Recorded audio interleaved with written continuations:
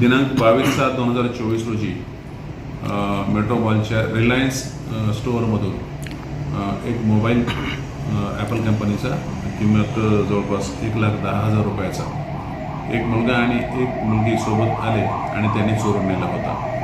सदरबाबत CCTVच्या मार्फतीने आम्ही तपास केला आणि त्यातील 2 आरोपी, एक मुलगा आणि एक मुलगी, असे अरेस्ट केलेले आहे. मुलाचे नाव सागर साहू आहे, तर मुलीचे नाव प्रियंका मेनन आहे. या दोघांनाही ताब्यात घेतलेला आहे. त्यांच्याकडून हा किमती मोबाईल जो गेला होता ॲपल कंपनीचा तो रिकव्हर करण्यात आलेला आहे. ते चोरी कशाला करत होते सर? काय त्यांचा मोटिव्ह काय होते? थोडं डिटेलमध्ये तपास करणं बाकी आहे आणखी, परंतु यांनी एक केबल जो आहे या मोबाईलसोबतच एक केबल चोरी केलेला आहे, तो मात्र कल्याण पश्चिममधून केलेला आहे. ते सर काय कोणा दाखल आहे का कोणी? यापूर्वीचे काही गुन्हे दाखल सध्या तरी रेकॉर्डवरती दिसून येत नाही, परंतु अधिक चौकशी करेल.